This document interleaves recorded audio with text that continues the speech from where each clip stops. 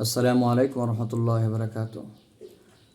আল্লাহ রাসূল সাল্লাল্লাহু আলাইহি ওয়াসাল্লাম বলেছেন, অধিকাংশ মহিলারা জাহান্নামে যাবে তার দুইটা কারণ। এক নম্বর হলো তুকসিরনাল লানা, বেশি বেশি করে অভিশাপ দেওয়া।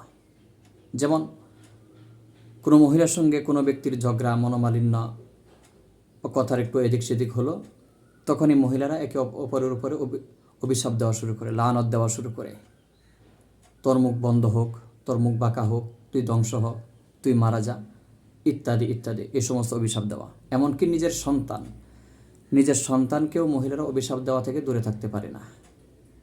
কোনো সন্তান যদি তার মার কথা না শুনে, কোনো মহিলার সন্তান যদি কথা না শুনে, তাহলে ওই মহিলার সন্তানকে, মহিলা অর্থাৎ মা তার সন্তানকে অভিশাপ দিতে থাকে যে কত মানুষ মারা যা, আজরাইলের কত জান নেওয়া হয়, আজরাইল কত মানুষের জান নেই, আজরাইলকে তোকে চোখে দেখে না, তুই মারা যাইতে পারিস না, এই সমস্ত অভিশাপ দেওয়া কোরআন এবং হাদিসের মধ্যে সম্পূর্ণ নিষেধ।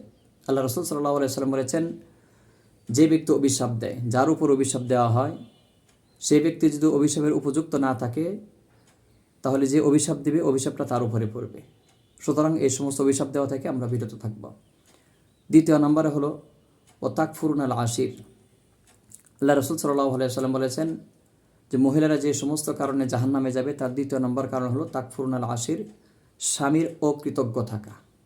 যেমন মনে করেন, একটা স্বামী তার জীবনের মূল্যবান সময়টুকু নষ্ট করে স্ত্রী এবং সন্তানদের মুখে হাসি ফোটানোর জন্য, কোনো কারণবশত, কোনো কারণে, অর্থনৈতিক সমস্যার কারণে বা যে কোনো একটা সমস্যার কারণে কোনো সময় স্ত্রীর চাওয়া পূরণ করতে পারে না। যেমন কোথায় ঘুরতে নিয়ে যাওয়া, ভালো কোনো জামা পরা, কোনো খাবার, ভালো কোনো খাবারের আয়োজন করা, এই সমস্ত বিষয় ইত্যাদি ইত্যাদি।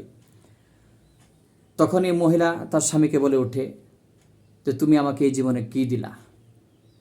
অমুক ভাবি তার স্বামী কাছ থেকে কত কিছু পায়, কত উপহার, কত গিফট পায়। অমুকের স্বামী কত কিছু দেয়, অমুক আন্টির স্বামীকে তাকে কত কিছু দেয়, নানান কিছু। তোমার সঙ্গে ঘর সংসার করা থেকে আমার মরে যাওয়া অনেক ভালো।